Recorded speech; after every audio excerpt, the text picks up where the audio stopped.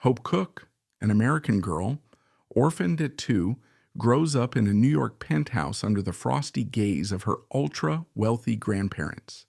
Then, at 19, marries the prince of a remote Himalayan kingdom. She becomes a queen, renounces her U.S. citizenship, and steps onto a throne in a land of snow-capped peaks and Buddhist rites. A fairy tale, right? But behind the glittering regal veneer lay heartbreak, neglect, political intrigue, and an eventual return to the U.S. as a woman with no home, no passport, and a lifetime of regrets. This is the extraordinary path of Hope Cooke, the American-born royally titled figure who embarked on a journey that was equal parts grand romance and dark cautionary tale. Hope Cooke's life opened on June 24, 1940 in San Francisco, California. She had what some might call a gilded cradle. Her father, John J. Cooke, hailed from Ireland and worked as a flight instructor, and her mother, Hope Noyes, came from a powerful shipping family dynasty. They were literally a match made in the skies. Both were aviators, bonding over their shared passion for flight.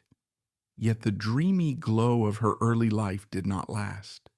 Her father walked out soon after she was born, vanishing from the scene so thoroughly that she never saw him again. If that wasn't already devastating, worse arrived. Her mother perished in a private plane crash when Hope was just 2. Rumors swirled that perhaps the plane had almost no fuel on purpose, but no one would confirm a suspected suicide. And with that, an already fractured family story became one of haunting, unanswerable questions.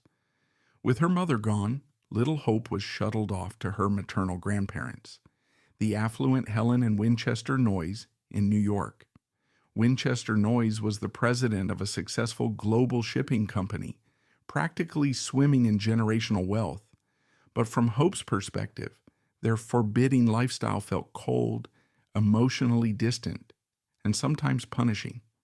While she and her half-sister did live under their grandparents' watch, they were relegated to a separate apartment next door rather than being welcomed into their grandparents' own living space. Anyone else might assume wealthy grandparents would dote on orphaned grandchildren, but in Hope's experience, her guardians rarely offered any real affection. Instead, they delegated the tasks of child rearing to an ever-rotating cast of nannies and tutors, some of whom seemed to confuse discipline with cruelty. Hope would later reveal disturbing details from her childhood. For example, one religious nanny would literally beat her with a hanger if she forgot parts of the Lord's Prayer. That's not even the worst of it. Another nanny decided that Hope's budding adolescent curiosity was a mortal sin, so she tied the girl's hands to her bed at night in an effort to stop what she considered unholy behavior. Hope's older half-sister also endured dreadful experiences. Once, when she vomited at the dinner table due to illness, a nanny forced her to eat her own vomit in front of everyone.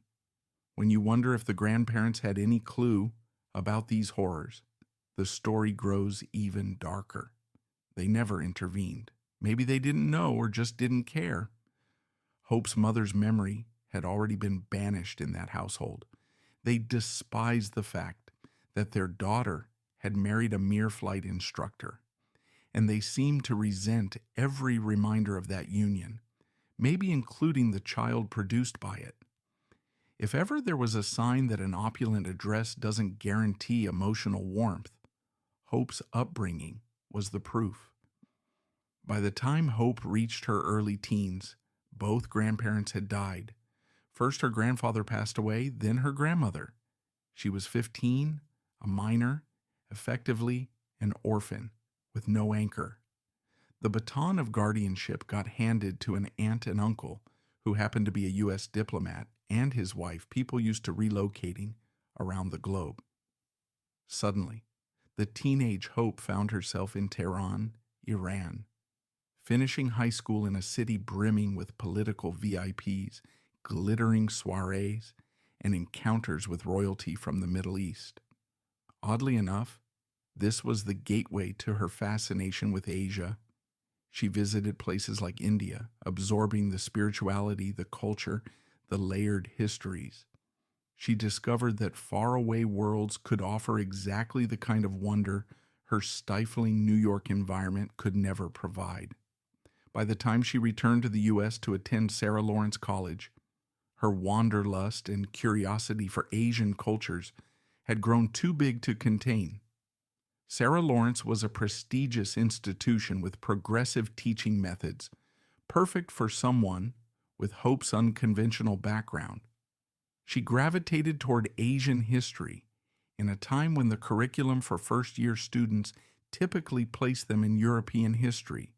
But this was Hope Cooke, a well-connected, wealthy legacy type who managed to convince the administration to let her delve into the Asian subjects she truly loved. Thus, she authored research papers almost exclusively about India.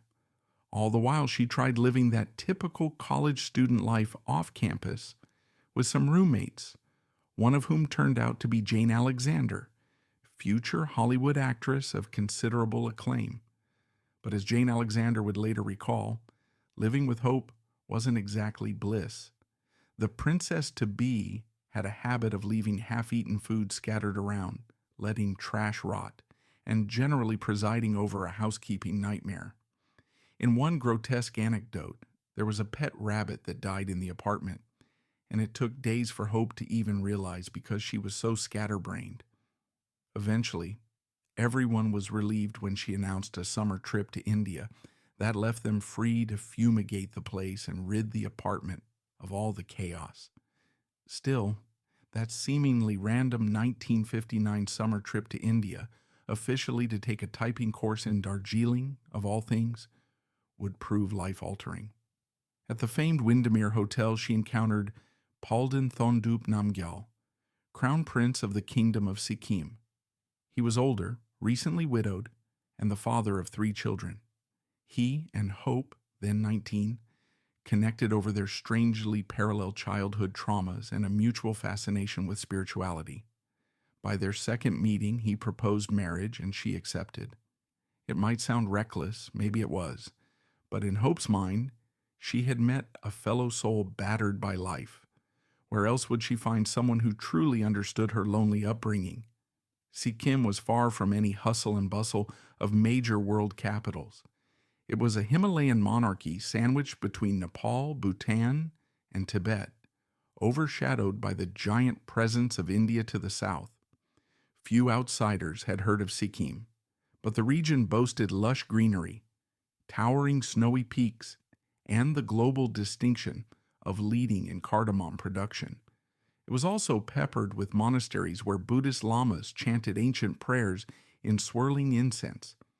This place felt like a storybook realm, and in 1963, Hope Cooke became its American-born princess, or more precisely, the Gyalmo when her husband ascended to the throne. The Buddhist wedding ceremony was elaborate and otherworldly. 14 lamas oversaw hours of chanting, while the couple, draped in silk robes, performed sacred bows and prayers. Here was an American college student from New York stepping into a realm of prayer flags, spiritual rituals, and a strict palace protocol that included a small entourage of courtiers. It was as if a page from a fairy tale had materialized in real life. But the fairy tale took on a bizarre twist right away. Sikkim's aristocracy was lukewarm about their new princess. Some saw her as an exotic novelty, but others wondered if she was an agent for the West, maybe even a spy from the CIA.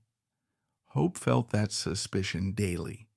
Seeking to prove her loyalty, she did something that astounded everyone back in the States.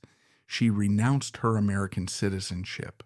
It was extremely rare for an American to voluntarily do that, especially one from an elite social circle. This drastic move severed her from the social register in the U.S., effectively cutting ties with her old money heritage. If her grandparents' old circle had maintained any illusions about her eventually returning to polite society, They were now forced to watch her slip into a realm completely alien to them. The young bride discovered that behind the scenic mountains and intriguing traditions lay swirling political tensions that threatened the kingdom's survival. India towered over Sikkim, geographically and economically, always eyeing the smaller state's strategic location. Internally, Sikkim was turning restless. The old monarchy found itself under pressure to implement democratic reforms. Yet, for a time, her husband Palden Thondup Namgyal, who rose from crown prince to Chogyal, king, in 1965, presided over a wave of modernization. Literacy rates climbed, local incomes improved. There seemed to be hope that maybe this little kingdom could find its place in the modern era without losing its identity. All the while, Western media outlets latched onto Hope's story with relentless curiosity. Magazines like National Geographic, The New Yorker, Vogue, they all ran stories or photo shoots about the fairy tale bride in the Himalayas. It was a compelling spectacle. She was only the second American woman to marry into royalty in living memory after Grace Kelly's famed marriage to Prince Rainier of Monaco.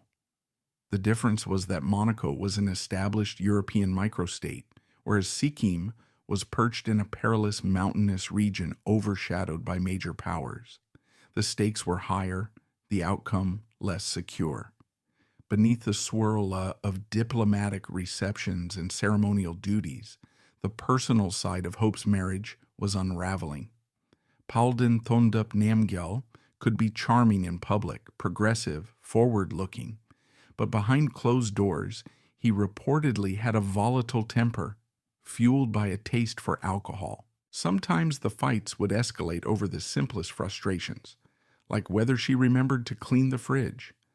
A particularly dramatic argument ended with him throwing her record player, her cherished link to American music, straight out of a window. The tension escalated further with suspicions of infidelity. Hope discovered love letters between her husband and another woman, a Belgian who was also married. These letters weren't hidden. They were practically left lying around. Whatever illusions of romantic destiny once surrounded their union gave way to bitterness and heartbreak. Ironically, Hope herself strayed when she visited the United States alone, slipping into an affair with a childhood friend. Their marriage had become a story of parallel betrayals. Unable to cope with the emotional chaos, Hope started drinking heavily, beer as soon as she woke up, whiskey by midday, sometimes layered with Valium, to numb the pain.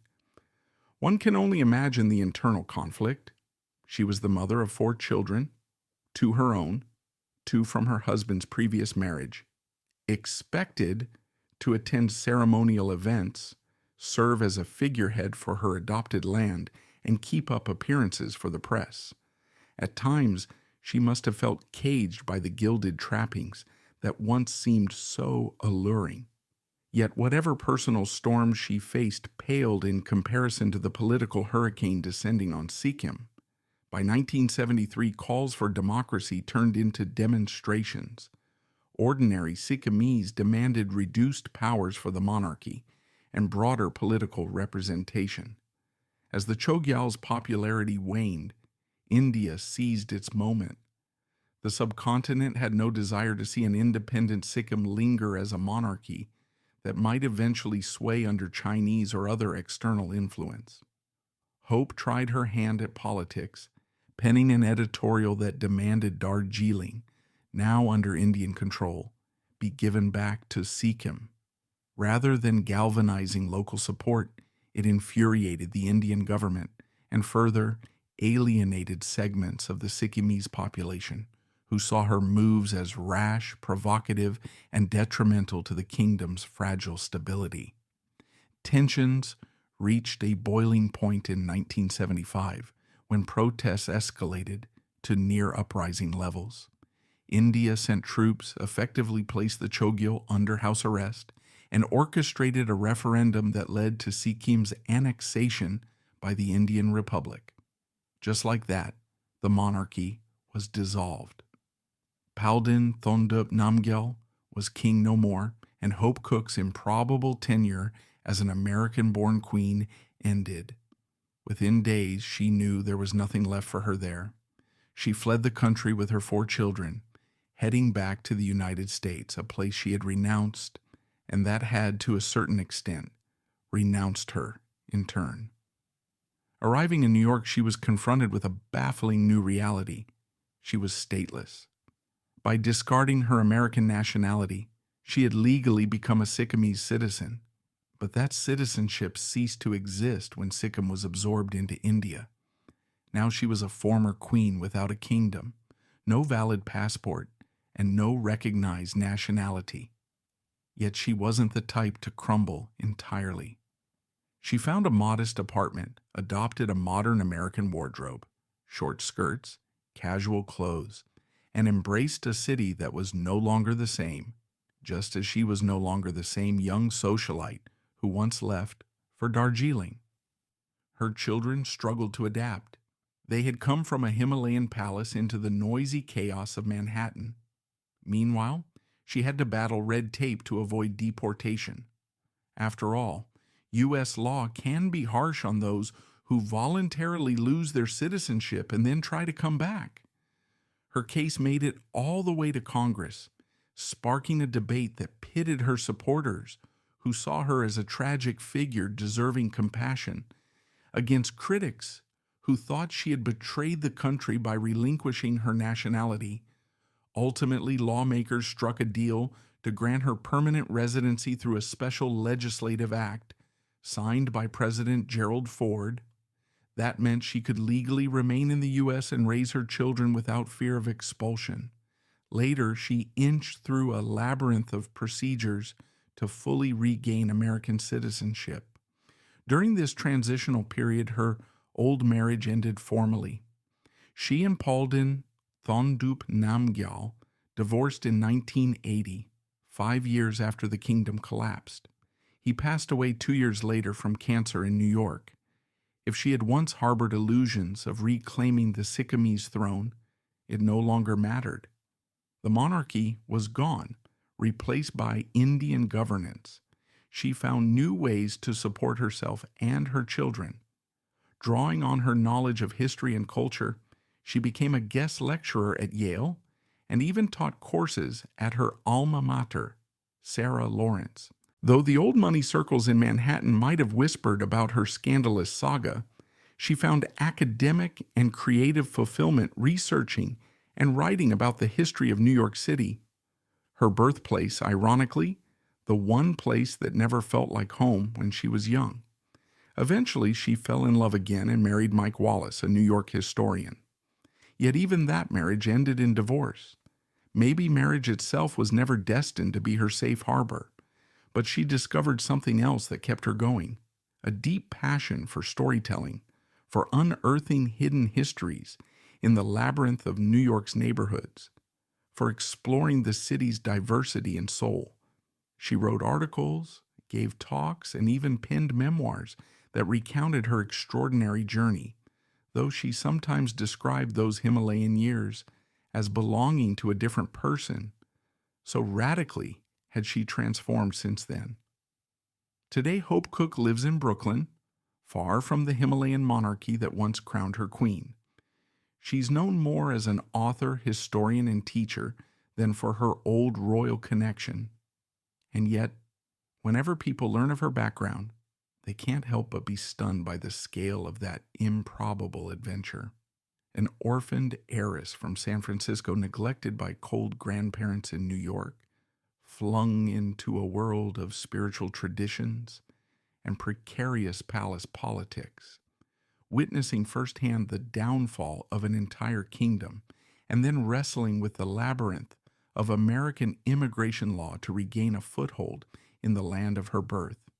She acknowledges her past with a mixture of regret and acceptance. Reporters have asked her about regrets, about the illusions that led her to marry a prince in a strange land. Her take is that she was young, hurting, seeking a sense of belonging that had always been denied her. The prince, likewise, was longing for emotional support after losing his first wife. Maybe it was two lonely hearts clinging to each other under the romantic veneer of Himalayan mysticism. Maybe they each thought they'd found a missing puzzle piece to fill the void in their souls. Instead, that puzzle piece came wrapped in political landmines and domestic heartbreak. For all the global press that labeled her an American princess, life behind palace walls was often isolation and fear. So yes, she once was an American princess, arguably one of the rare few recognized as actual royalty in a foreign land. But look beyond the glamorous wedding photos, and you'll find an odyssey of survival and transformation.